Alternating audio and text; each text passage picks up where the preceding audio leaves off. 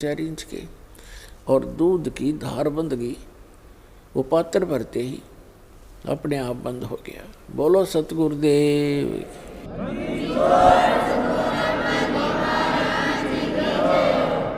गरीबदास जी ने वो पात्र परमेश्वर को थमा दिया कि ले महात्मा जी, आपकी महिमा अपरंपार है। कुंवारी गाय का दूध निकाल दिया। उस परमेश्वर ने, कबीर साहिब जी ने थोड़ा सा दूध पिया और बाकी वहाँ उपस्थित सभी ग्वालों से कहा कि ले पा लियो, ये अमृत है बेटा, इसको पी लो। ये यहाँ का नहीं है, ये सतलोक से आया है, इस पवित्र पशु के माध्यम से। तो उन्होंने जो अन्य पाली थे, कोई 20 वर्ष का, कोई 30 वर्ष का, कोई 50 वर्ष का, कोई 40 वर्ष के आयु के, वो तो उठ कर चले गए कि हम नहीं पीवे, पाप का दूध है। कंवारी गां का दूध निकाल दिया जादू जंत्र करके। और फिर दूसरे, तूने झूठा कर दिया, तेरी जात का पता नहीं, तू कौन जाति का है। उस समय छुआछात भी चरम सीमा पर थी। दुर्भाग्य कहते हैं सकल पदार्थ है जगमाई, कर्महीन नर पावे नाही। गरीबदास जी ने कहा कि लो महाराज, आपका अमृत, आपका झूठा दूध है, भगवान कब कब मिले हमें। और जितना पीना था वो पी लिया। तो पुण्यात्माओं कहते हैं पिछले जब से होते हैं पूर्ण हंस मुराद। ये पिछले संस्कारों से ही ऐसी प्रेरणा और परमात्मा का मिलन हुआ करता है। फिर परमात्मा जिस उद्देश्य को लेकर आए थे, 10 वर्ष के बालक को लगे ज्ञान समझाने, सृष्टि रचना सुनाई और कहा बच्चों तुम सभी सतलोक में थे और आप यहाँ इस काल के जाल में फंसे हुए हो। गरीबदास जी ने कहा कि हे भगवान, वहाँ ऐसा स्थान बता रहे हो आप कि कभी मृत्यु नहीं होती, वृद्ध अवस्था नहीं होती, और वहाँ कभी सूखा नहीं गिरता। क्योंकि जिस समय गरीबदास साहिब जी छुडानी गांव में जन्मे थे, वहाँ मरुस्थल जैसा पृथ्वी थी, मरुस्थल जैसी। राजस्थान से मिलती जुलती वो अक्षेत्र था, जो वर्तमान में भी राजस्थान का तो बल्कि अच्छा हो गया होगा। और वहाँ हर एक चीज़ का अभाव रहता था। वर्षा हुई तो खाने के गेहूँ, खाने की ज्वार बाजरा हो जाता, गेहूँ तो कभी देखा भी नहीं था। तो गरीबदास जी ने कहा कि वहाँ परमात्मा ने बताया कि वहाँ बिन बादल वहाँ वर्षा होए, और असंख्य वहाँ पर जो है कहते हैं असंख्य सूर्य जितना प्रकाश रहता है, ना गर्मी है, ना पाला है, ना सर्दी है, ना गर्मी है। और सदाबहार पेड़ हैं, अंगूरों के गुच्छे लगे रहते हैं, प्रत्येक के महल के सामने पार्क हैं, फुहारे हैं, बहुत अच्छे बगीचे हैं और बहुत सुंदर पहाड़ हैं वहाँ के। यहाँ तो मिट्टी के पहाड़ हैं, वहाँ पर हीरे और मोतियों के पहाड़ हैं, सुंदर मिट्टी है, उसके अंदर फलदार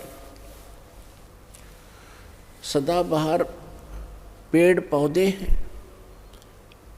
गरीबदास जी ऐसे सुन रहे थे जैसे वो आत्मा उनकी सतलोक में ही घूम रही हो। वो परमात्मा बताते जा रहे थे और वो कल्पना करते जा रहे थे। फिर परमेश्वर ने बताया कि वहाँ दूधों की, दहियों की और बेटा अमृत की दरिया बहती है, सरोवर भरे हुए हैं। तो गरीबदास जी ने कहा क्या भगवान वो खराब नहीं होते? क्योंकि यहाँ तो दूध ऐसा है 2 घंटे रख दे गर्मियों में, फिर उसने गर्म करे तो फट जा, बांस उठ जा। तो वहाँ दूध के दरिया चलती हैं, दूध के भरे रहते हैं सरोवर, समुद्र, तो खराब नहीं होते। परमात्मा ने कहा नहीं बेटा, वो अमर पदार्थ हैं। उदाहरण दिया परमात्मा ने कि जैसे ये गंगा आई है आपके भारतवर्ष में, ये गंगा का जल हमारे ही लोक से आया है, सतलोक से। और एक ये एग्जाम्पल है आपके लिए, बुद्धिमान को संकेत ही पर्याप्त होता है। सतलोक से दरी या गंगा आई, सबसे पहले आई शिव के लोक में, शिव के लोक से फिर आई विष्णु के लोक में सबसे, और फिर उसके बाद आई है इस पृथ्वी लोक पे। इसके आने का तरीका परमात्मा की रजा और उसका, अब उसको साइंटिफिक तरीके से किसी तरह लगा लो। वहाँ से नीचे आई, फिर वहाँ से नीचे वाष्प बनकर पृथ्वी पर आई, या हिमालय के ऊपर आकर के ये बर्फ रूप में विद्यमान हुई और हो ही रही है। हुई क्या, ये तो आ ही रही है, वहीं से चलकर आ रही है। और इस गंगा के पानी को आप रख लीजिए, चाहे 100 वर्ष रखो, ये खराब नहीं होता। और ये तो इसे लोक में जहाँ सब कुछ में तुरंत ही जीव चल पड़ते हैं। ये कितना सुंदर शरीर है, मृत्यु के उपरांत 2 दिन इसका अंतिम संस्कार ना करो, इसमें जीव पड़ जाएंगे सारे में। लेकिन उस गंगा के पानी में वो खराब नहीं होता, उसमें जीव नहीं होते। गंगा जल तकरीबन सबके घर पर होता था।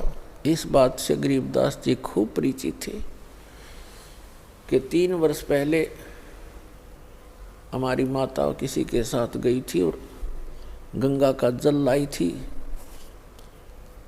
और आज तक बिल्कुल ऐसा ही है।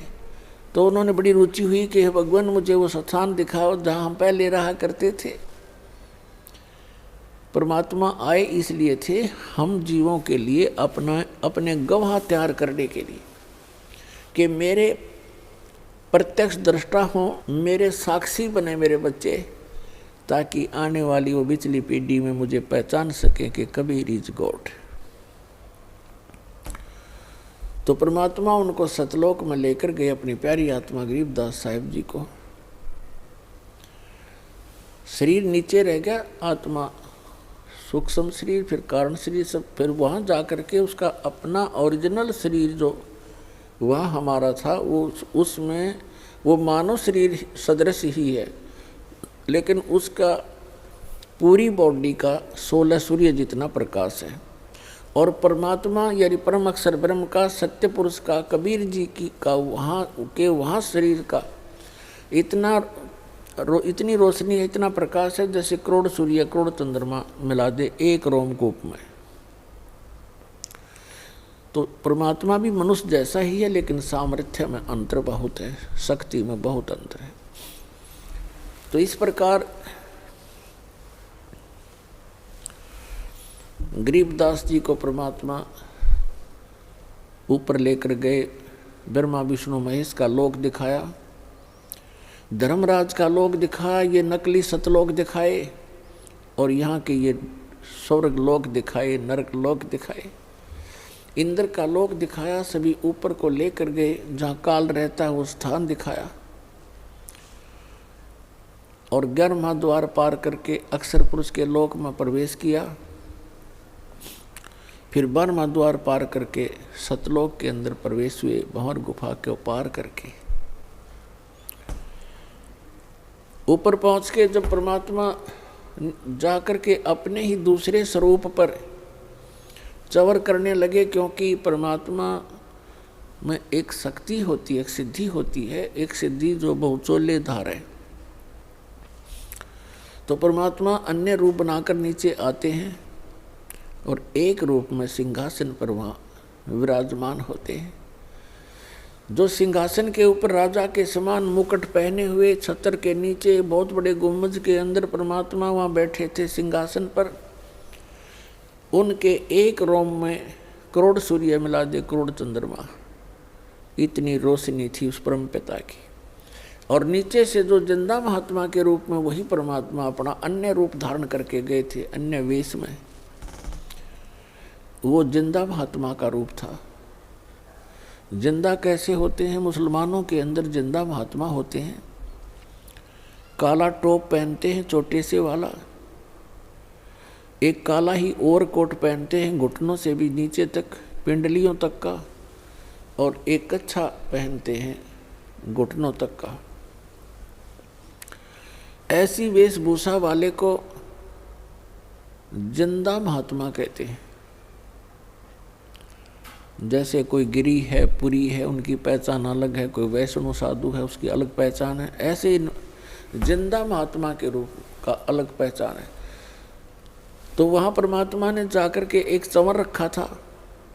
कबीर परमात्मा जो नीचे से गए थे, वो चंवर उठाकर उस सच्चे दरबार से और अपने ही दूसरे रूप जो सिंहासन पर विराजमान थे डबल रोल करने लगे, उनके ऊपर चंवर करने लगे ऐसे। अब गरीबदास जी सोच रहे हैं, देख रहे हैं कि भी भगवान तो ये है जिसके ऊपर बाबा जी चंवर कर रहे हैं, और कितने सुंदर है, कैसा नूर है, ऐसा प्रकाश कभी देखा नहीं, और यहाँ का लोक है भगवान। वहाँ तो मन चकित हो जाता है।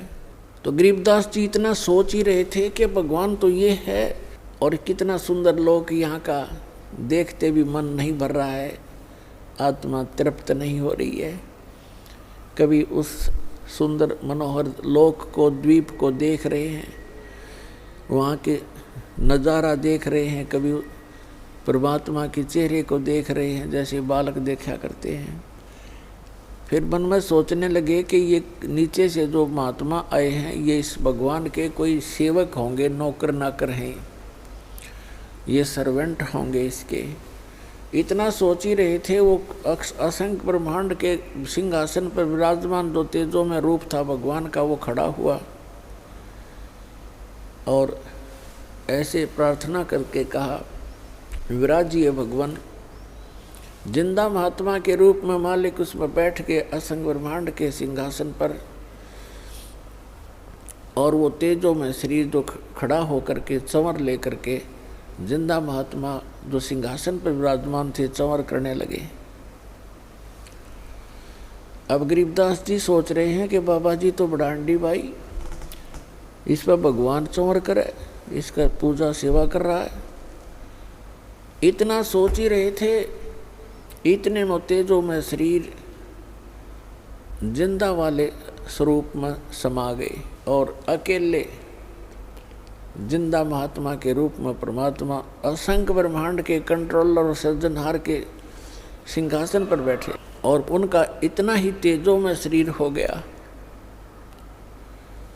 तब परमात्मा ने कहा कि गरीबदास बेटा, ये तुम्हारा निज स्थान है, यहाँ वैसी ही सृष्टि है, नर और नारी हैं, ये कितने सुंदर बाग बगीचे भरे पड़े हैं, कितनी सुंदर महक उठ रही है वहाँ पर, और कितनी प्यारी प्यारी आवाज़ घंटियाँ बज रही हैं, यहाँ पर धुन हो रही है। ओए होए। अब गरीबदास जी से कहा कि बेटा, मैं बनारस के अंदर, काशी के अंदर 120 वर्ष जुलाहे के रूप में, धानक रूप में रहा था, और मैंने वहाँ अपना प्रचार किया। एक धर्मदास नाम के वैसे थे, सेठ थे, उनको मैं मिला, उनको बहुत अच्छी तरह समझाया, और बेटा 120 वर्ष वहाँ रह करके मैं फिर वापस यहाँ आ गया था। अब तुझे इसलिए लेने गया मैं कि आप भगवान को पहचान कर संसार में जाकर के आँखों देखी महिमा का वर्णन करोगे, ताकि आने वाले समय में परमात्मा के बच्चे, मेरे बच्चे मुझे पहचान सकेंगे।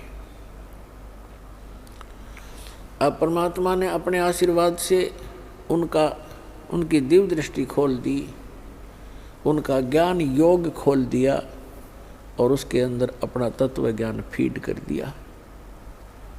और गरीबदास जी से कहा कि जा बच्चा, अब तू नीचे जा, तेरे शरीर को अंतिम संस्कार के लिए चिता पर रख दिया है, अब उसको नष्ट कर देंगे, वो आप जाकर उसमें प्रवेश करो और मेरे गवाह बनो।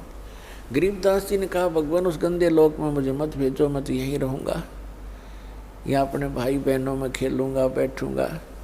परमेश्वर ने कहा कि नहीं बेटा, आप ऐसे नहीं रह सकते यहाँ, क्योंकि जब आप यहाँ से गए आप पुण्यों से परिपूर्ण थे, आपने सारे पुण्य नाश कर लिए वहाँ पर। उस काल के रेस्टोरेंट में उस झूठे सुख का आनंद ले लेकर आपने अपने सभी भक्ति कर्म नाश कर लिए। और मैं आपको ऐसा चार्जर दूंगा, ऐसी भक्ति दूंगा सत्य, ये आप स्वयं जाप करना और मेरी महिमा का वर्णन करते समय उसमें लिख देना। अन्य किसी को अभी ये मंत्र डिस्क्लोज ना करना। गरीबदास जी ने उनके वचनों को सिरोधार्य किया। उधर से क्या हुआ, कुछ समय के बाद 2-3 घंटे के बाद जो पाली चले गए थे ग्वाले, वहाँ से उन दोनों को छोड़कर आत्मा और परमात्मा को, 2-3 घंटे के बाद उनको ध्यान आया कि वो बच्चा कहाँ बैठा है, लड़की का लड़का, वो बाबा जी चला गया कि नहीं। उन्होंने देखा कि वो अकेला बैठा है, बाबा जी दिखाई नहीं दे रहा है। एक उनमें से ग्वाला आया, उसने कहा कि अरे गरीबू खड़ा हो भाई, तेरा नंबर आ गया गाय घेरने का। ये वहाँ नंबर लगाते हैं, अपना शिफ्ट बना लेते हैं पाली कि 2 घंटे आप खड़े होगे, 2 घंटे आप खड़े होगे, 2 घंटे आप पशुओं के सामने, ताकि किसी की फसल को हानि ना कर दे और भाग ना जाए पशु इधर उधर। तो उसने कहा कि गरीबदास खड़ा हो भाई, गरीबू कहा करते थे, तेरा नंबर आ गया। नहीं बोले क्योंकि वो आत्मा थी नहीं, शरीर को खाली रखा था। निकट जाकर कहा कि ए भगत जी खड़ा हो, पकड़ के हिलाया कि ए महात्मा बन गया तू, खड़ा हो ले। जब ही उसने ऐसे किया वो गिर गए। अब वो एकदम घबरा गया, सभी पालियों को आवाज़ लगाई कि दौड़ के आओ, भागो भागो, ये लड़की का लड़का मर गया। 2 पाली गांव की तरफ दौड़े। 1.5 किलोमीटर की दूरी पर छुड़ानी गांव था उस स्थान से जहाँ पर ये परमात्मा प्रकट हुए थे। गांव में पता चला 30-40 घर होते थे, पहले छोटे गांव हुआ करते थे। सारे गांव में एकदम सन्नाटा छा गया। जिसने भी सुना वही उस स्थान की तरफ दौड़ लिया। बूढ़े क्या, बच्चे क्या, माई क्या, बहन क्या, सभी चल पड़े। वहाँ से बच्चे को 100 को घर लाए। घर ला कर के फिर शाम के समय अंतिम संस्कार के लिए चिता पर रख दिया। उसी समय परमात्मा ने अपनी प्यारी आत्मा गरीबदास जी को उनके शरीर में प्रवेश कर दिया। अब जो ही आत्मा प्रवेश हुई, उनके अंदर वो ज्ञान फीड कर दिया था। वही वाणी उठते ही, चिता के ऊपर से उठते ही ये वाणी बोलने लगे, अनंत कोट ब्रह्मांड का एक रति नहीं भारे, सतगुरु पुरुष कबीर हैं कुल के सिरजनहारे। अलल पंख अनुराग है सुन मंडल रे थीरे, दास गरीब उधार दिया सतगुरु मिले कबीर। अब गांव वालों ने सोचा ये लड़का मेंटल हो गया, बाबा जी के जंतर मंत्र का दूध पी के एंड बैंड बोल रहा है, पता नहीं क्या बक रहा है उआ बाई, क्योंकि वो समझ कैसे सके इस गूढ़ रहस्य को।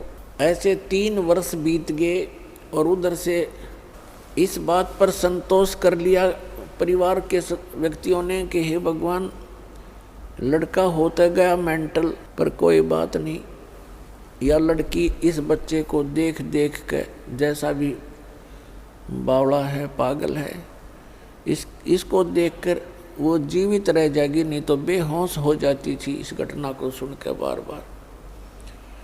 तो ये संतोष किया कि कोई बात नहीं, पागल हुआ सो हुआ, पर जीवित तक हो गया। लड़की ने पेट पर खाना खा लिया। ऐसे 3 वर्ष बीत गए। एक गोपाल दास नाम के दादू पंथ के एक संत थे, जो बनिए के घर जन्म था उनका। और वो दादू पंथ से दीक्षित होकर के घर त्याग चुके थे, बाल बच्चों का विवाह करके फ्री हो गए थे, और वो ऐसे घूमते फिरते थे, शिष्य बना रखे थे, गांव में वहाँ जाते थे, उनके घर रुकते थे, घूमते फिरते, जिसको रमता राम कहते हैं। और दादू साहब जी को भी परमात्मा मिले थे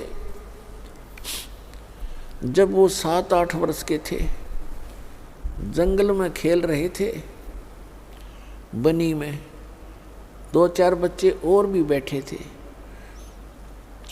तब परमात्मा आए, उनको ज्ञान सुनाने लगे। बच्चे, छोटे बच्चों को रुचि बहुत होती है, वह कोई कथा कहानी सुन के बड़े प्रसन्न होते हैं। तो 3-4 बच्चे थे, वो और 4-5 और थे, एक दादू जी थे। दादू जी की रुचि बहुत थी, क्योंकि वो आए उसी के लिए थे। सारा ज्ञान सुनाया, दादू जी की आंखों में आंसू आने लगे और कहा, भगवान ऐसा लोक है वहाँ पर। और वो दादू जी तो जयपुर के पास राजस्थान के अंदर जन्मे थे, वो वहाँ तो और बुरा हाल था उस समय। उनकी प्रबल प्रेरणा हुई और कहा कि मुझे वहाँ ले चलो भगवान। तो परमात्मा ने कहा, भी ऐसे नहीं ले जा सकते, पहले आपने मेरा शिष्य बनना पड़ेगा, दीक्षा लेनी पड़ेगी।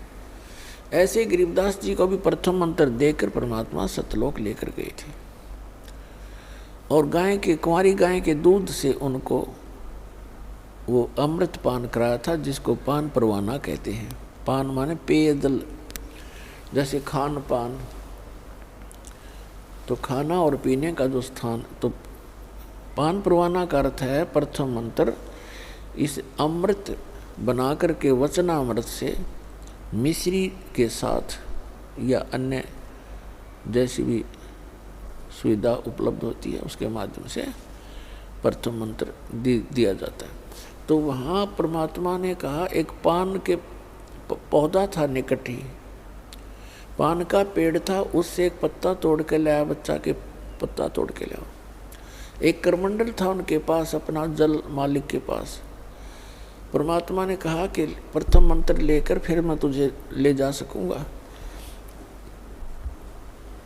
तो और बच्चे तो उठकर चले गए, वो दोनों रह गए, परमात्मा और वो प्यारी आत्मा। तब परमेश्वर ने अपने करमंडल से एक घूंट पानी की भरी और फिर वापस उस पे पान के पत्ते पर ऐसे कुरला कर दिया और कहा, ले बच्चा, ये नाम ले और इसको पी ले। अब दादू जी ने पकड़ के पी लिया, और जो बच्चे और बैठे थे वो उठ कर चले गए, कहने लगे, हम ना पीवा, तेरे जूठे ने। अब दादू साहब को फिर परमात्मा ने वो मंत्र दिया, वो बच्चों के जाने के बाद। वो तो कुरला करके रख लिया था ताकि ये बच्चे आप खिसक जाएंगे, यहाँ से कहना नहीं पड़ेगा, तुम जाओ। वो तो उठकर चले गए। जब वो दोनों रह गए तो उनको नाम दिया, नाम देकर कहा, ले बेटा ये पी ले। दादू साहब पीते ही उनकी तो सुरती पहुंची और कहा, चल मेरे साथ। आत्मा शरीर वहाँ छोड़ दिया, ऊपर लेकर गए आत्मा को। तो दादू साहब जी 3 दिन और 3 रात अचेत रहे थे, बेहोश पड़े थे, कोमा में, जैसे कहते हैं ना, कोमा के अंदर आ गया। रात्रि देर होगी, शाम को बच्चे की खोज हुई। उन बच्चों से पूछा कि कहाँ है तुम्हारे साथ वो खेलने गया था दादू। उन्होंने बताया कि वहीं रह गया था, हम तो आ गए थे। वहीं खोजने के लिए गांव के लोग गए तो वहाँ अचेत पड़े थे। तब उन बच्चों ने बताया कि एक बाबा जी आया था और उसने ऐसे जंतर मंतर करके एक जल पान किया था और इनको पिलाया था। हम तो आगे, हमने पिया नहीं, इसने पी लिया था, जिससे ये मर गया। मरा तो नहीं है लेकिन अचेत है। घर उठा लाए, सब परिवार के जन इकट्ठे हो गए, रिश्तेदार आने लगे कुशल पूछने के लिए। तीसरे दिन परमात्मा ने ऊपर के सब ब्रह्मांड दिखा करके उस आत्मा को वापस छोड़ दिया। तब दादू साहब जी एकदम खड़े हुए चारों तरफ देखा कि हाहाकार मच रहा है, मार हो रही है, पिता रो रहा है, भाई बहन अन्य सब बुरा हाल था, सन्नाटा छाया था। तो एकदम उठे तो सबकी खुशी का ठिकाना नहीं रहा।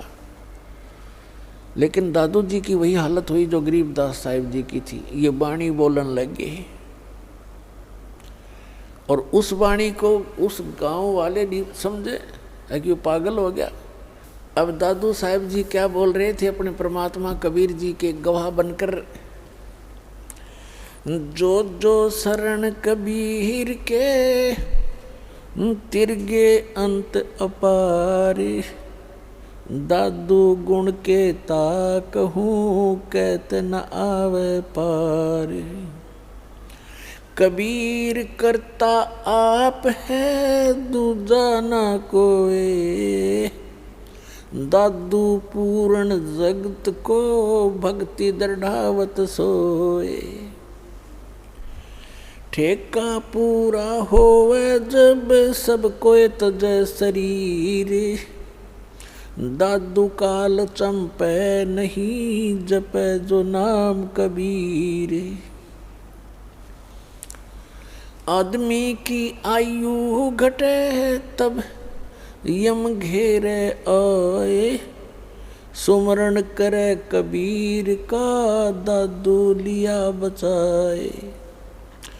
आदमी की आयु घटे तब यम घेरे आए, सुमरण किया कबीर का दादू लिया बचाए। मेट दिया अपराध सब आ मिले छन माही, दादू संग ले चले कबीर चरण की छाही। सेवक देव निज चरण का दादू अपना जाने, बृंगी सत्य कबीर ने कीन्या आप समाने। दादू अंतर्गत सदा छन छन सुमरण ध्यान, वारो नाम कबीरे परे पल पल मेरे प्राण। सुन सुन साख कबीर की काल नवावे माथे, धन धन हो तीनों लोक में दादू जोड़े हाथ। केरी नाम कबीर का विषम काल गजराजे, दादू भजन प्रताप से ये भाग्य सुनत आवाज। पल एक नाम कबीर का दादू मन चित लावे, हाथी के असवार को ये स्वान काल ना खावे। सुमरत नाम कबीर का ये कटे काल की पीरे, दादू दिन दिन ऊंचा होवे परमानंद सुख सीरी। दादू नाम कबीर की जय कोई लेवे ओटे, तिनको कभू लागे नहीं ये काल बजर की चोटे। और संत सब कूप हैं केते झरीता नीरे, दादू अगम अपार है ये दरिया सत्य कबीर। अब ही तेरी सब मिटे ये जन्म मरण की पीर, श्वास उश्वास सुमर ले दादू नाम कबीर। कोई सरगुण में रीझ रहा कोई निर्गुण ठहराए, दादू गति कबीर की मोह से कही न जावे। दादू नाम कबीर का सुनकर कांपे काले, नाम भरोसे नर चले होए न बाका बाले। जिन मोह को निज नाम दिया सोए सतगुर हमारे, दादू दूसरा कोई नहीं कबीर सिरजनहारे। अपने आत्मा परमात्मा को भूलकर हम अपना जीवन नाश कर रहे थे, भगवान को हम पहचान नहीं पा रहे थे। अब परमात्मा को परमात्मा सिद्ध करने के लिए आपके रूबरू लगभग 6-7 गवाह दास खड़े कर देगा और तब जाके हमारे हृदय में समाओगी, जबकि न्यायालय के अंदर 2 गवाहों की ही पर्याप्त होते हैं किसी को दोषी या निर्दोष सिद्ध करने के लिए। और यहाँ पर आपके सामने 7 साक्षी खड़े कर देगा, 7 साक्षी रूबरू कर देगा आपके परमात्मा को परमात्मा सिद्ध करने के लिए। और तब जाकर के ये गले उतरेगी कि कबीर इज गॉड। अब हमारे भक्त तो परिचित हो ही जाते हैं इस ज्ञान से, सुनकर इतने प्रमाणों को देखकर, और वो किसी अन्य को बताने की चेष्टा करते हैं तो सारा ज्ञान सुन लेते हैं और फिर ये कहते हैं और तो सारी बात आपकी प्रमाणित है, पर कबीर को भगवान नहीं माना जाए। कबीर को भगवान कैसे माने? कबीर तो एक जुलाहा था, धानक था, कवि था, गरीब सा आदमी था, झोपड़ी में रहा करता था। तो परमात्मा तो परमात्मा ही होता है। अब हमने ये कैसे जान लिया कि परमात्मा वो है जिसका हाथ में धनुष हो या त्रिशूल हो और या सुदर्शन चक्र हो? तो ये लक्षण कहाँ से ग्रहण करें हमने कि ये भगवान होता है? वो हमने अपने लोक वेद दंत कथा सुने सुनाए ज्ञान से सिद्ध कर रखे थे। अब जिसके पास थोड़ा सा कोई मजबूती है, कोई बल है किसी भी प्रकार का, तो वो तो आप भगवान है। ये राजा लोग कैसे बने थे, राज कैसे स्टार्ट हुआ था? ऐसे जनता रहा करती थी जिसके पास 10-20 लठाड़े होते, वो किसी ने कूट छेद कर उसका लूट लेते धन, फिर उन पर टैक्स लाने शुरू कर दिए। लाठी वाले की भैंस यहाँ पर है ही है।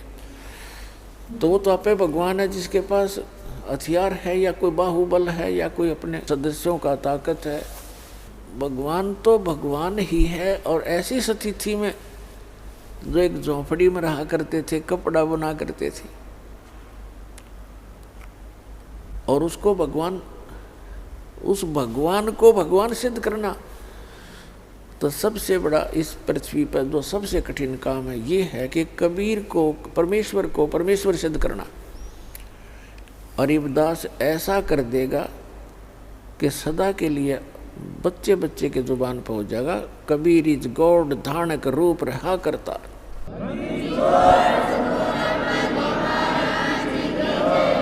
पहले दादू साहब जी से क्लियर करते हैं क्या कहना चाहते हैं ये प्यारी आत्मा है कि जो शरण कबीर के तरगे अंत पार करो, कितने पार हो गए। और दादू गुण की केता कहूँ कहत न आवे पार। कबीर करता आप है दूजा ना कोई, और दादू पूर्ण जगत को भक्ति दृढ़ावत सोए। पूरे विश्व को यदि कोई सत भक्ति देता है तो वो स्वयं ही आकर बताता है, पूरे विश्व को बताता है। और फिर बताते हैं ठेका पूरा होवे जब, सब कोई तजय शरीर, और दादू काल निकट नहीं आवे। जपे जो नाम कबीर, कबीर नाम का अर्थ है जो भगवान ने नाम दिया था सत साधना करने के, उन मंत्रों का जो जाप करता रहेगा उसके निकट काल नहीं आ सकता। फिर क्या बताते हैं, आदमी की आयु घटे तब यम घेरे आए। अब परमात्मा ने बता दिया था कि दादू जी को कि बेटा तेरी आयु 30 वर्ष की है। अब जब 30 वर्ष आए और उनकी मृत्यु हुई, शरीर छूटा, एकदम चारों तरफ से यम के दूत आ खड़े हुए, तब परमात्मा ने उनको पहले ज्ञान दे रखा था कि कभी भी कोई भी आपत्ति आपके ऊपर आए तो इस नाम का सिमरण शुरू कर देना। तो उन्होंने उसी समय मालिक को याद किया, परमात्मा तुरंत वहाँ पहुँच गए। तो उसके विषय में दादू साहब कहते हैं कि आदमी की आयु घटे तब यम घेरे आए, यम के दूत आकर घेर लेते हैं। और सुमरण किया कबीर का दादू लिया बचाए। मैंने परमात्मा को याद किया, तुरंत मेरे पास आ गए। मेट दिया अपराध सब, यानी सब पापों का नाश कर दिया और एक्सटेंशन कर दी उनकी आयु की। मेट दिया अपराध सब आ मिले छन माही, दादू संग ले चले कबीर चरण की छाए। फिर क्या बताते हैं, सुन सुन साख कबीर की काल नवावे माथे, धन धन हो तीन लोक में दादू जोड़े थे। कबीर परमेश्वर की इस महिमा को सुनकर, उनके द्वारा बोली गई साखियों को सुनकर कहते हैं काल भी ऐसे नतमस्तक हो जाता है। और दादू साहब जी अपने परमात्मा का धन्यवाद करते हैं कि धन धन तीनों लोक में एक ही भगवान है, समर्थ शक्ति है, दादू जोड़े हाथ। और फिर कैसी उपमा बताते हैं कि केरी नाम कबीर का और विखम काल गजराज, दादू भजन प्रताप तयु भाग्य सुनत आवाज। अब क्या बताते हैं दादू साहब, कैसा अच्छा निर्णय दे रहे हैं कि ये काल भी कोई छोटी शक्ति नहीं है। इसको एक गजराज की उपमा देते हैं। गजराज का अर्थ है हाथियों में भी शक्तिशाली हाथी, ताकतवर, सब हाथियों का राजा। राजा यहाँ पर वही होगा जो बलशाली होगा। यहाँ का भी धान है ऐसा, चाहे वो किसी प्रकार से भी शक्ति रखता हो।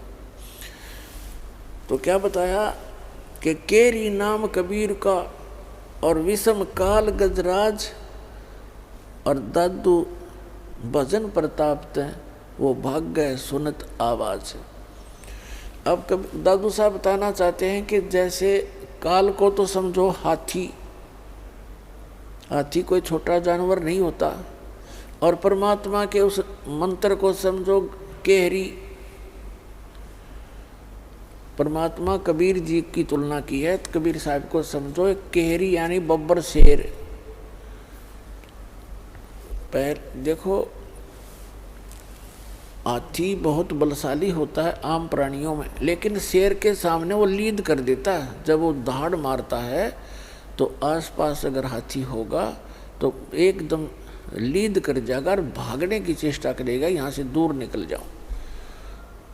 तो क्या बताते हैं, केरी नाम कबीर का और विषम काल गजराज और दादू भजन प्रताप वो भाग्य सुनत आवाज। फिर क्या बताते हैं, पल एक नाम कबीर का दादू मन चित लावे, और अस्थि के असवार को स्वान काल नहीं खावे। अब क्या बताना चाहते हैं दादू साहब जी कि आप जी जो परमेश्वर कबीर जी की शरण में आ गए और ये सच्चा नाम आपको प्राप्त हो गया, आप समझो हाथी के ऊपर असवार हो गए, हाथी के ऊपर बैठ गए आप। और अब दादू साहब बताते हैं काल समझो कुत्ता है, और कुत्ता जो है हाथी पर बैठे व्यक्ति को किसी प्रकार की हानि नहीं कर सकता, चाहे वो दूर से कितना ही गुर्राता रहे, भौंकता रहे, कितना ही कोशिश करता रहे।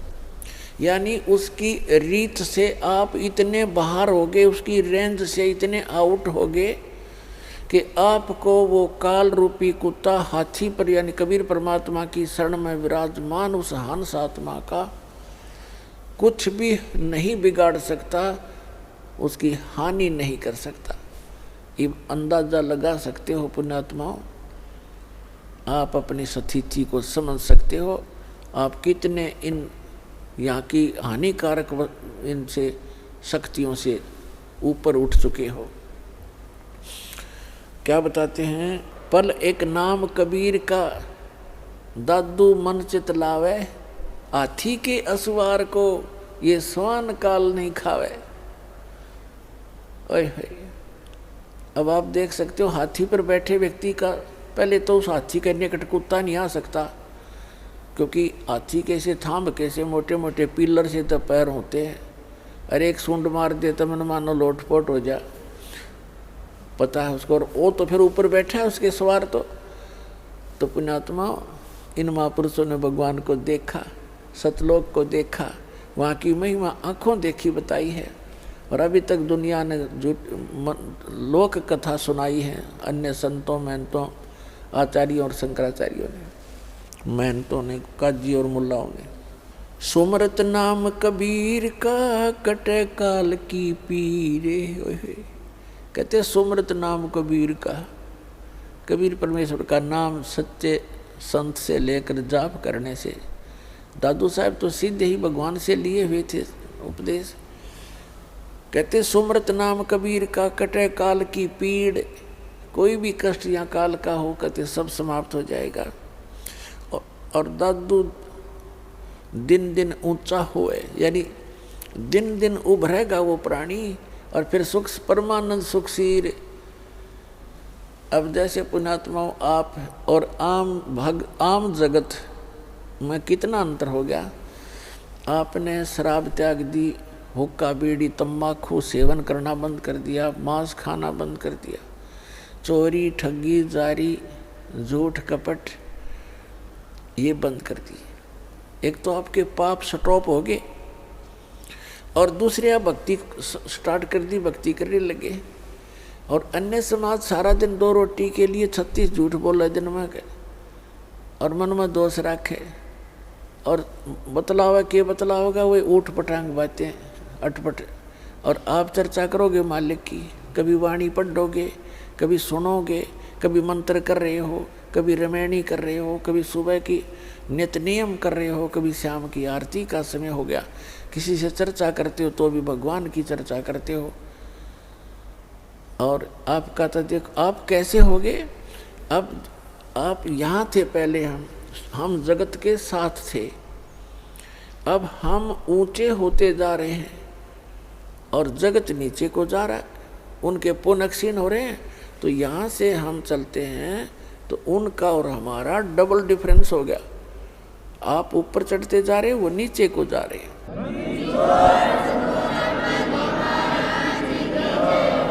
सुमरत नाम कबीर का, ये कटे काल की पीरे, दादू दिन दिन ऊंचा होए परमानंद सुखसीर। दादू नाम कबीर की, जय कोय लेवे ओटे, उनको कभी लागे नहीं ये काल बजर की चोटे।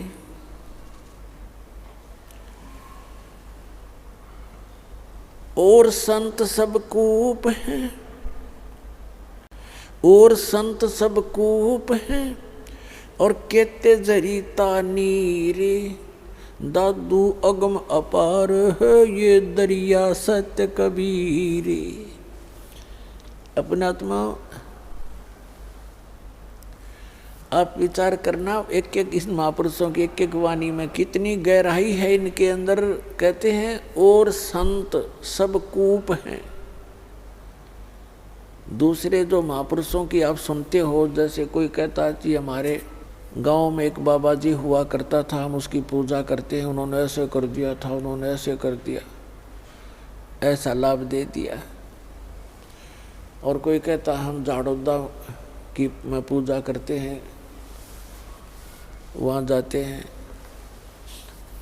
तो वो भी संत थे, उनमें भी कुछ भगवान की भक्ति का शक्ति संग्रह था। और वो भी छोटे मोटे आम प्राणी से तो वो अच्छी कोई ना कोई चमत्कार लीला कर ही देते हैं। तो उसकी तुलना करते हैं दादू साहब जी कि जैसे एक तो कूप हो, कुआं, और कुएं में मेरे ख्याल में एक कुएं में एक गांव के पीने का पानी का काम नहीं चला है। तो वो भी जल है लेकिन अपर्याप्त है, सफिशिएंट नहीं है।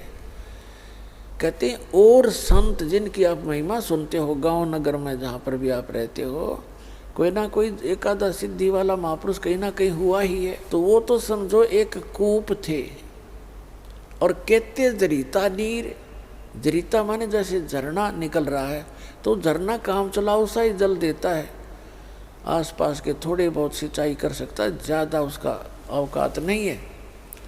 और दादू साहब को तो क्या बता रहे हैं कि कुछ दादू साहब जी कह रहे कुछ तो संतों को समझो कुएं जितनी अक्षमता, और कुछ एक हैं ऐसे जैसे झरना जरीता नीर, और दादू अगम अपार है, वो दरिया सत कबीर, होय होय दरिया। यानी परमात्मा इतने समर्थ हैं कबीर जी इन सभी से जिनको तुम कुछ राहत प्राप्त कर रहे थे, मान रहे थे कि ये ऐसे हैं वैसे हैं, तो उनकी सबकी तुलना कर दी कि दरिया के जल से नहरें भी निकाल ली जाती हैं, सिंचाई भी आसपास के लोग कर लेते, पी भी लेते, और फिर भी पर्याप्त पानी आगे चला ही जाता, समुद्र में जाके मिल जाता है, यानी उसका कोई अंत नहीं होता। तो इतने समर्थ हैं उस कबीर साहब को कैसे तुलनात्मक तरीके से एक समर्थता सिद्ध की है इस प्यारी आत्मा ने, दादू साहब ने। और संत सब कूप हैं, कुएं हैं, कुएं, और कहते जरीता नीर झरने, और दादू अगम अपार है, दरिया सत कबीर। फिर क्या बताते हैं, अब ही तेरी सब मिटे जन्म मरण की पीर, और दादू श्वास उश्वास सुमर ले, दादू नाम कबीर। जो कबीर परमेश्वर जी ने सच्चा नाम आपको दिया है, उसका श्वास उश्वास से सिमरण कर लो, इस जन्म में तुम्हारा मोक्ष हो जाएगा। दादू जी ने खुद मंत्र की जाप किया था, लेकिन आगे अपने ग्रंथ में इसका नामो निशान नहीं दिया। कोई भी दादू पंथी नाम से परिचित नहीं है। फिर क्या बताया है, कोई निर्गुण में रीझ रहा, कोई सरगुण ठहराए, और दादू गति कबीर की मोथे कही न जाए। दादू नाम कबीर का सुन के कांपे काल, और नाम भरोसे नर चले होए न बाको बाल। अब क्या बताते हैं, कबीर परमेश्वर के सच्चे नाम को सुनकर काल भी कांप जाता है, और इस नाम के साथ खंडित ना होने दे, इस नाम के साथ चलते रहोगे तो काल आपका कुछ नहीं बिगाड़ पाएगा, आपके परिवार को भी वो हानि नहीं कर सकेगा। जैसे गरीबदास जी ने बताया है कि गरीबदास जी ने इसी का तुलनात्मक तरीके से बताया है कि जो कबीर साहब ने स्वयं बताया है गरीबदास जी को कि जब लग हंसा हमारी आना, और काल लगे नी तेरा बाणा। जब तक हंस यानी मेरी प्यारी आत्मा मेरी मर्यादा में रहेगा तो काल तेरा अटैक नहीं हो सकता। तो हमने परमात्मा की मर्यादा में रहेंगे तो परमात्मा आपकी पूरी मदद करेगा। जैसे दादू साहब ने कितना क्लियर कर दिया है, आप ऐसे बैठ के जैसे हाथी पर, और काल और इसकी सारी शक्ति समझ लो कुत्ते जितनी, आप उस काल की रीत से बाहर हो गए, पहुँच से दूर हो चुके हो। अब जानबूझ के हाथी ते तला पड़ जाएगा डर के, उसके भौंकने थे तो फिर तो पाड़ के खाएंगे कुत्ते। तो इसलिए आप जिन्हें इस हाथी परमात्मा के इस शरण रूपी हाथी से नीचे मत उतरना, सतलोक जाके छोड़ देंगे आपको।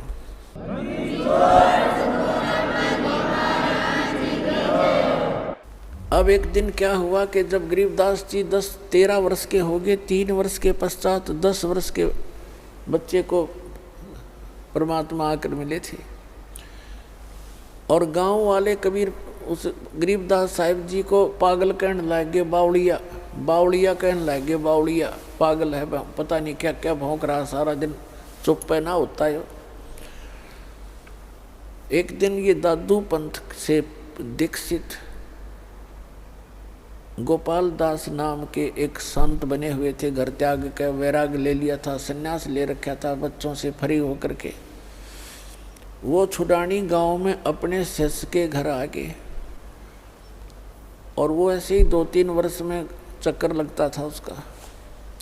उस शिष्य ने कहा, महाराज जी हमारे एक लड़की का लड़का ऐसे ऐसे पागल कर दिया, एक संत ने जंतर मंत्र करके कुंवारी गाय का दूध निकाल दिया, कई पाली थे ग्वाले उनने तो पिया नहीं, इस बालक ने पी लिया, जंतर मंत्र कर दिया, ये तो मर गया था, पता नहीं क्यों कैसे दया करी भगवान ने, लड़की की अर्ज सुन ली, ये जीवित हो गया पर पागल हो चुका है।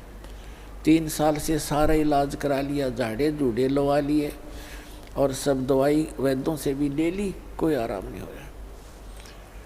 और कहते हैं जी, वो शेष कह रहा है जी, संत की विद्या को संत ही काट सकता है, आप दया कर दो तो उसका जीवन ठीक हो जाए। अब गोपाल दास ने कहा कि लाओ बुला के, थोड़ा बहुत झाड़ा झूड़ा लाना वो भी जाने था। अब बुला कर लाए गरीबदास जी और उसके नाना जी और साथ में और कई गांव के बुजुर्ग टाइप के व्यक्ति आके, तो दादू ने, उस दादूपंथी गोपाल दास ने पूछा कि बच्चा, बेटा, वो कौन था जिसने तेरा जीवन बर्बाद कर दिया? तब गरीबदास जी ने कहा कि अलल पंख अनुराग है सुन मंडल रे थीर, दास गरीब उधार दिया मुझे सतगुरु मिले कबीर। तो गरीबदास जी ने कहा कि मेरा जीवन तो आबाद कर दिया, बर्बाद नहीं किया बाबा जी। हम सुल्तानी नानक तारे दादू को उपदेश दिया, जात जुलाहा भेद न पाया वो काशी महे कबीर हुआ। अनंत कोट ब्रह्मांड का एक रति नहीं भारे, सतगुरु पुरुष कबीर हैं ये कुल के सिरजनहारे। अब दादू पंथी ये परमात्मा लगातार गरीबदास जी ने को 15-20 मिनट तक वो वाणी बोलते रहे। सतगुरु आए दया करी ऐसे दीन दयाले, बंदी छोड़ वृतास का जठरग्नि प्रतिपाले। तो इन वाणी को सुनकर उस दादूपंथी महंत संत गोपाल दास के हृदय में हलचल मच गई और वो तुरंत समझ गया कि यूँ तो भाई बावड़ा को ना, ये तो सबसे समझदार, ऐसी निर्मल वाणी जो आत्मा को खींच रही है। 65 साल का वृद्ध 13 वर्ष के बालक के सामने हाथ जोड़कर खड़ा हो गया और कहने लगा, भगवान हे महाराज ये वाणी लिखवा दो, आप तो बहुत प्यारी वाणी बोलो। तो गरीबदास जी बोले नहीं, उठ कर चल पड़े। पीछे पीछे 65 साल का वृद्ध, आगे आगे गरीबदास जी।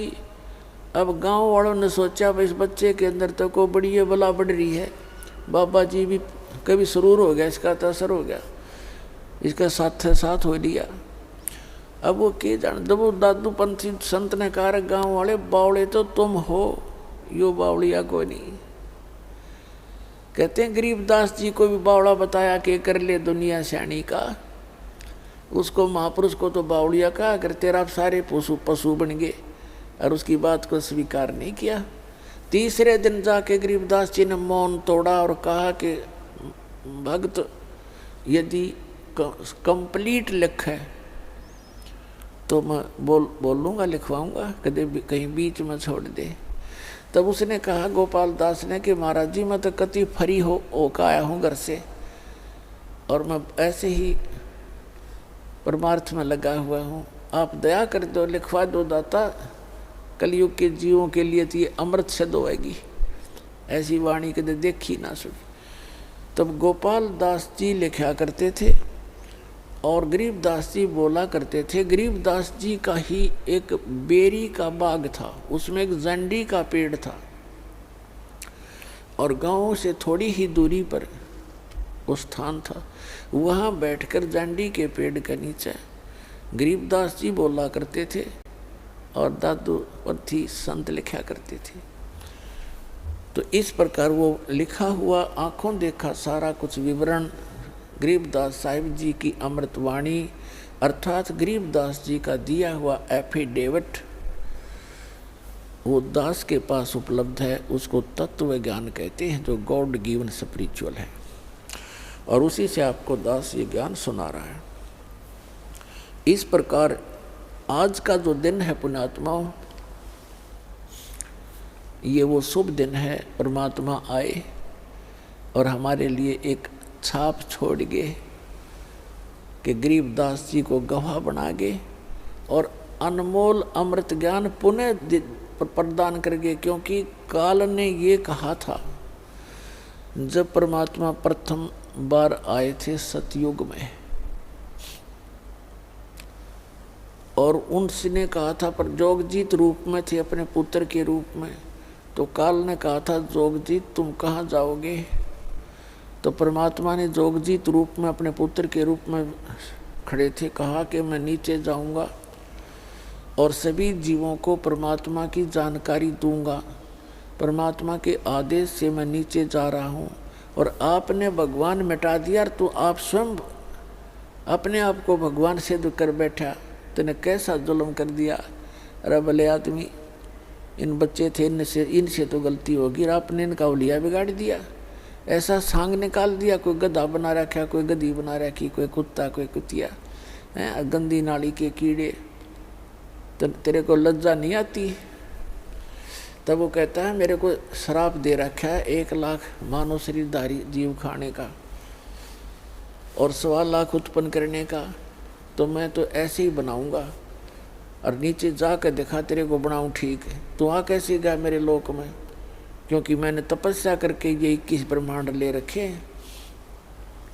तब कबीर साहब बता रहे हैं धर्मदास जी को कि मेरे ऊपर ना ऐसे झपटा जो से मुझे अभी मार डालेगा। और धर्मदास पुण्यात्मा हमारे लिए संकेत करते हैं परमात्मा कि यहाँ की चाहे कितनी बला हो, कैसा ही कोई क्यों ना हो, चाहे भैरव बैताल और काल भी खुद क्यों ना हो, इस सतनाम का सुमन कर। प्रथम मंत्र प्राप्त है तो प्रथम मंत्र का जाप शुरू कर दीजिए, और सार नाम प्राप्त है तो सार नाम का, सत्य नाम प्राप्त है सत्य नाम का सुमन शुरू कर देना चाहिए।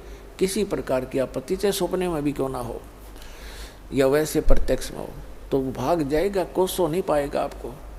तो धर्मदास जी को बता रहे हैं कि जब मेरे ऊपर काल ने झपट्टा मारा मुझे मारने के लिए, मैंने सतनाम का सुमन कर दिया धर्मदास, और काल ऐसे कंडम होकर गिर गया जैसे पक्षी की पंख कट जाती है, पड़ा पड़ा तड़पता है, कुछ बसावा नहीं। तब इसने पता लग गया कि इसके पास कोई प्रबल शब्द शक्ति है, तो चापलूस बन गया ये काल, और मेरे धीरे धीरे नीचे नीचे आकर मेरे पैर पकड़ दिए, और नो कहे तो मेरा बड़ा भाई, मैं आपका छोटा भाई। क्योंकि जोगजीत रूप में परमात्मा खड़े थे जो, और काल भी उस परमात्मा का ही पुत्र है। तो कहता कि आप मेरे बड़े भाई, मैं आपका छोटा भाई। अब छोटे तो गलती करते हैं, बड़े सदा क्षमा करते हैं। अब पुण्यात्मा यहाँ सभी प्राणियों का ये स्वभाव है, पहले तो अपनी ताकत आजमाएंगे, और जब ताकत तक पारना पड़े फिर चापलूसी तक काम लेंगे। तो उसने चरण पकड़ के कहा, मैं तो आपको पिताजी के यानी परमात्मा के तुल्य मानता हूँ, मुझे माफ़ कर दो। मुझे परमात्मा बोले ठीक है, माफ़ कर दिया। तब काल कहने लगा, मुझे कुछ आवश्यक, मेरे इस लोक में कुछ त्रुटि है, और आप भगवान के नुमाइंदे हो, रिप्रेजेंटेटिव हो, आपके पास पूरी पावर है, मेरा कुछ वो त्रुटि पूरी कर दो, मेरी कुछ डिमांड है वो पूरी कर दो, और फिर नीचे चले जाओ बेशक। तो परमात्मा ने कहा, बोल क्या चाहता है? कि वचनबद्ध हो जाओ तब मांगूंगा। परमात्मा वचनबद्ध हो गए। तब कहा कि 3 युगों में परमात्मा ने ये कहा था, मैं नीचे जाऊंगा, सबको सच्चा नाम सही रास्ता मार्ग बताऊंगा, भगवान की का परिचय दूंगा, और सत्य नाम दे करके, सार नाम दे करके सबको पार करूंगा, सतलोक ले जाऊंगा। तो इसको मुश्किल होगी थी कि कहीं मेरा लोक ना उजाड़ दे। यो प्रतिज्ञा करवा ली कि 3 युगों में जीव थोड़े ले जाना,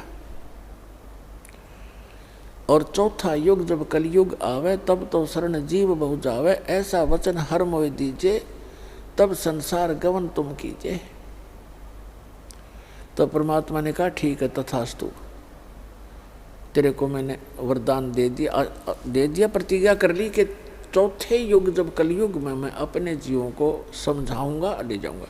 दूसरा इसने कहा था कि आप अपना ज्ञान देकर ले जाना, जब जोर जबरदस्ती से ये ज्ञान मत किसी को देना, और जो जबरदस्ती ना ले जाना यहाँ से। आप अपना ज्ञान सुनाना, आपके ज्ञान से आपको भगवान मानकर, आपको परमात्मा को परमात्मा मानकर जो भक्ति करे वो आपके, और मेरे भक्ति करेंगे, मेरे मंत्रों का जाप करें और मेरे ज्ञान पर आश्रित रहें, वो मेरे।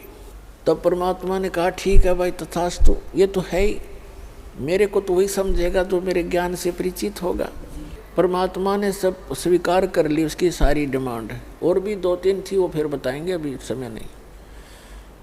तो तब एकदम आंख पलट गया भस्मागिरी की तरह, और कहने लगा कि जाओ जोग जीत संसार। कहते 12 पंथ करूँ मैं साझा, जब कलयुग आओगा ना सभी प्राणियों को भक्ति मार्ग में विचलित कर दूंगा, और इनको इतना विकारी बना दूंगा, और इनके टुकड़े टुकड़े कर दूंगा, हिंदू मुसलमान सिख ईसाई जैनी बनाकर इनको एक दूसरे का दुश्मन बना दूंगा, और देवी देवताओं मंदिर मूर्तियों तक सीमित कर दूंगा, तीर्थ व्रतों के ऊपर उलझा दूंगा।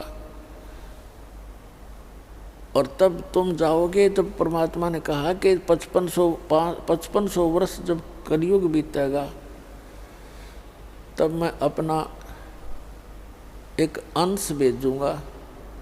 उसको तो यही कहना था कि अपना अंश भेजेंगे और फिर तुम्हारे सारे ज्ञान को ठीक कर देगा, वो सबको ये ज्ञान देगा। तो उस समय वो काल कहता है कि उस समय तक तो इनको इतना कंडम कर दूंगा, ये भक्ति के योग्य भी नहीं रहेंगे, और फिर नकली पंथ चला दूंगा, तेरे कबीर नाम से 12 नकली पंथ चलाऊंगा, उसके अतिरिक्त और अनेक पंथ चला कर सब्जियों को भरमा दूंगा। और जब तुम्हारा जाएगा ना कोई हंस, तो सब उसके साथ वाद विवाद करेंगे, विरोध करेंगे मेरे उस गलत ज्ञान पर आधारित होकर के, और तेरी एक नहीं चलेगी जोगजीत, अब बेशक चले जाना। तो क्या कहा काल ने, 12 पंथ करूं मैं साझा, नाम तुम्हारा ले करूं आवाजा, 12 पंथ नाम जो ले ही हमरे मुख में आन समोई, और अनेक पंथ चलाऊं या विद जीवों को भरमाऊं। अपने आत्मा 12 पंथ तो गरीबदास जी तक पंथ आपको दिखाई रखे बहुत बार है, उसके अतिरिक्त और अनेक पंथ चलाऊं, ये राधा स्वामी पंथ, इसी से निकली ब्रांच जय गुरुदेव पंथ मथुरा,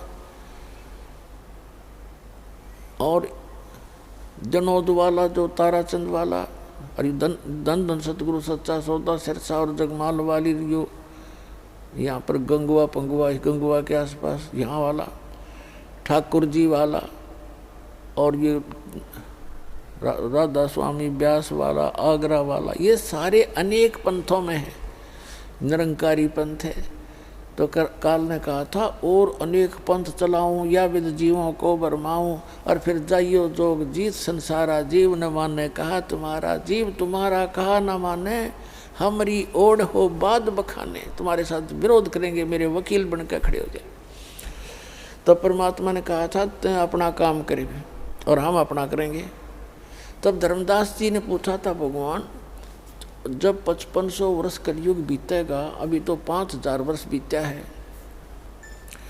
और अभी तक तो कुछ थोड़ी बहुत इंसानियत जीवित है, और आपके साथ इतना विरोध हो रहा है, और फिर आप कह रहे हो कि फिर आओगे कलयुग में इस समय के आसपास, तब कैसे समझाओगे? तब परमात्मा ने कहा था धर्मदास ये मेरा काम है, वो तो बालक है, उसको क्या पता मैं कैसे लीला करूँगा।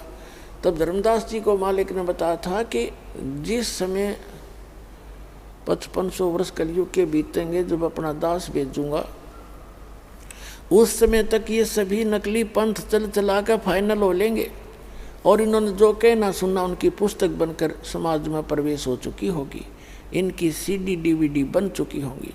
तब मेरा दास जाएगा इनके पकड़ पकड़ के ज्ञान को मेरे सदग्रंथों से मेल करेगा, इनको सबको फेल करेगा।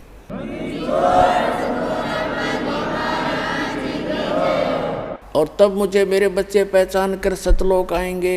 तो पुण्यात्माओं, वो समय आ गया है और ये दास, वो परमात्मा का भेजा हुआ दास आपके लिए उपस्थित है। अपना कल्याण कराओ और सतलोक जाओ। बोलो सतगुरुदेव।